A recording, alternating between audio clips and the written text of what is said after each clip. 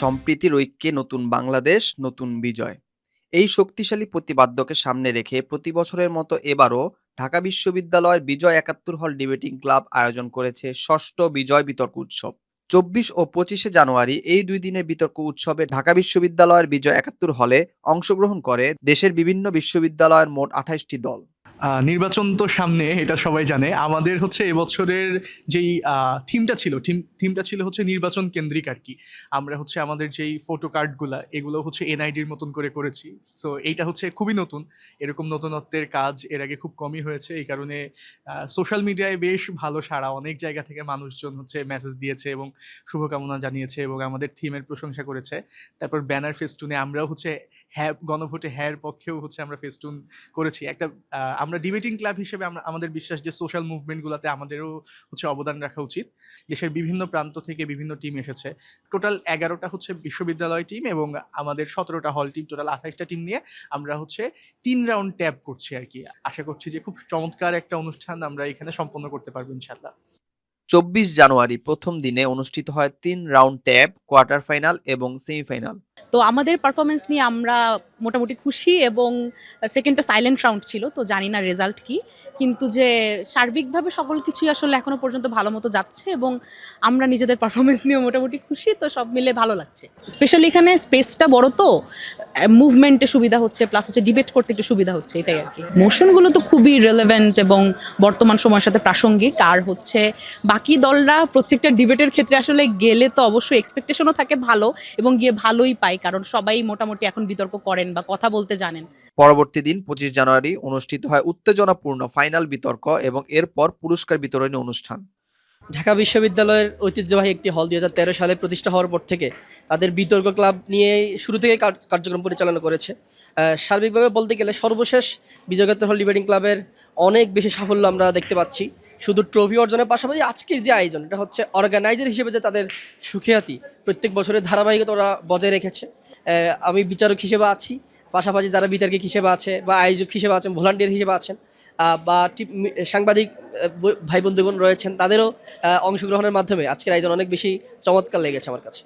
এবং আপনাদের শিকড় টিভিকে অসংখ্য ধন্যবাদ জানাচ্ছি আপনাদের টিমে এসে এই আয়োজনটা কভার করবার জন্য।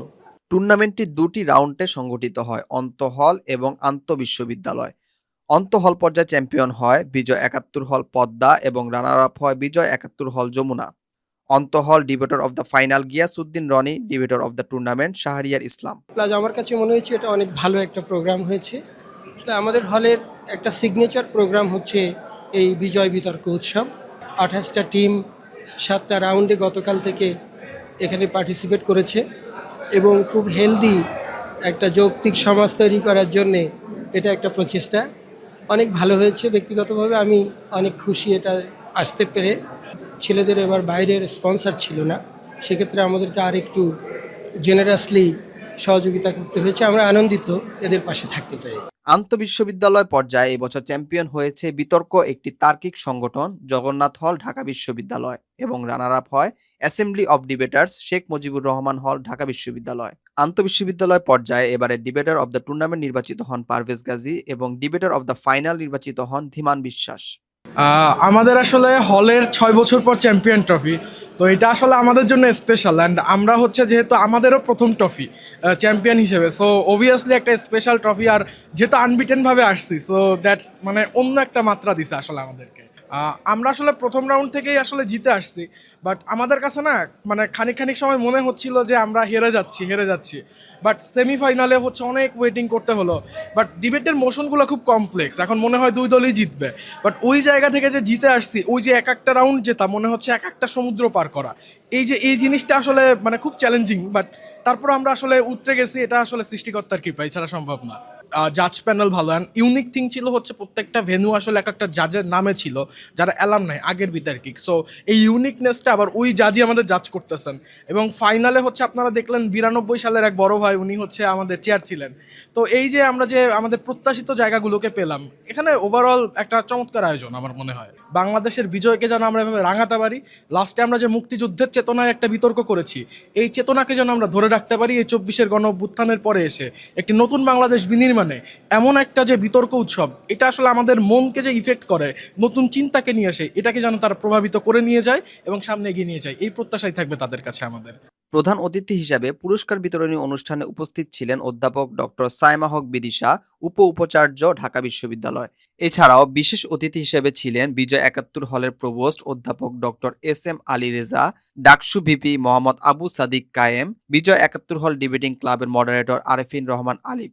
সাথে ছিলেন Mohammad Hussain, chief executive, Dhaka peace foundation, Zubair Hossain, সভাপতি, ঢাকা বিশ্ববিদ্যালয় ডিবেটিং সোসাইটি, রাগিব আঞ্জুম, সাধারণ সম্পাদক, ঢাকা বিশ্ববিদ্যালয় ডিবেটিং সোসাইটি, হাসানুল বান্না আরাফাত, ভিপি, বিজয় ৭১ হল সংসদ, এবং পুরো অনুষ্ঠানের সভাপতিত্ব করেন আসিফ আদনান অমি, সভাপতি, বিজয় ৭১ হল ডিবেটিং ক্লাব।